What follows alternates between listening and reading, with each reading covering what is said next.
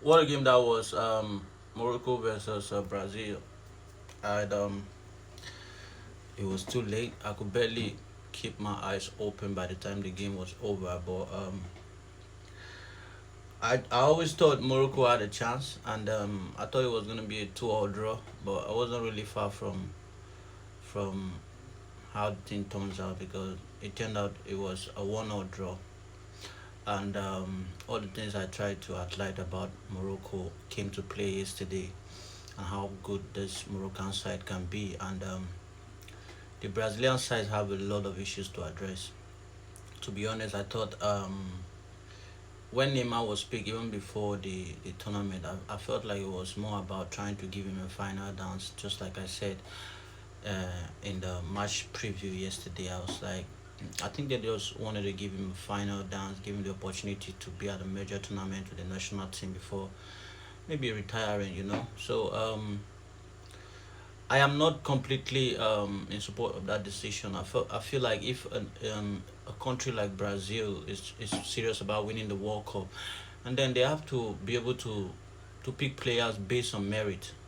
And I thought the season that was leading to this World Cup, Neymar did not really convince with his fitness levels because he's had a lot of injuries lately. And I think these injuries have to do with the fact that Neymar has been playing top flight football from a very very young age, and the kind of footballer he is, who likes to hold on to the ball, dribble, make things happen. He tends to get a lot of tackles, and as time goes on in your career, these things can become very very um, unhealthy for you because your fitness levels will not be what they used to be again. This you can There are several footballers who have suffered from this same fate, like getting a lot of minutes at a very young age, and when they are approaching their 30s or early 30s, it will be very very difficult for them to keep up their injury levels. That's why Messi is just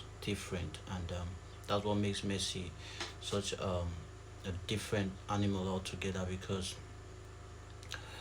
he has been able to keep his fitness for a very long time now. He's 38, and it doesn't really suffer much injuries compared to what Neymar is suffering and what players like Hazard suffered in the later part of their career.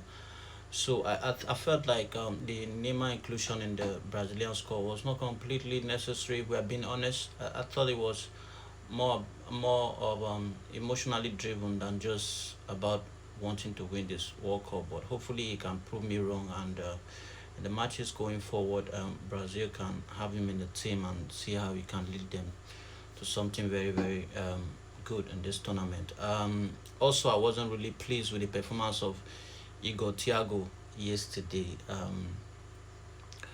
He had a very good season with Brentford. Yeah, he had a very very fantastic season at Brentford. But I've never really been a fan of Igor Thiago.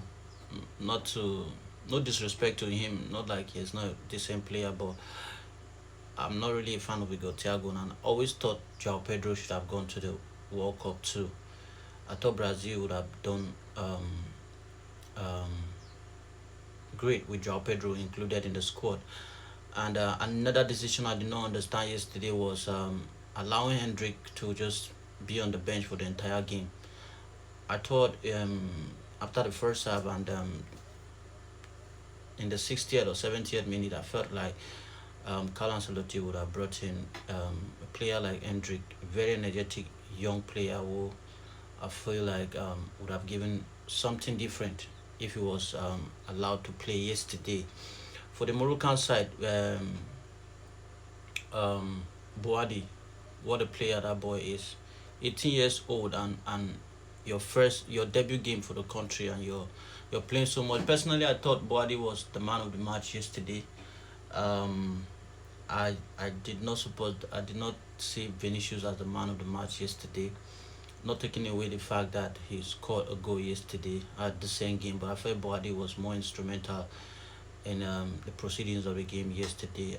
But all things being equal, it was a very very top game. It was a very very interesting game. Like I said in the pre-match, um, I didn't expect Brazil to have a stroll in the park while playing Morocco they would have easily lost yesterday too. So it's such a great game of football, and it's very interesting to see just how far this Moroccan team can go in this competition.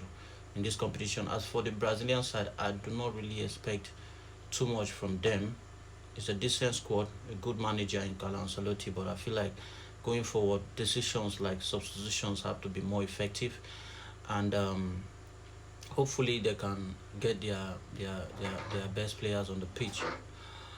But for now, I don't think Brazil has done enough to convince me that they can go too far in this World Cup tournament. So maybe I'm wrong, maybe I'm right. Let me know your thoughts. What do you think? How far do you think Brazil can go in this World Cup? And also, for the Moroccan side, do you think Morocco can go a step further by reaching the World Cup final this year after reaching the semi-finals in 2022?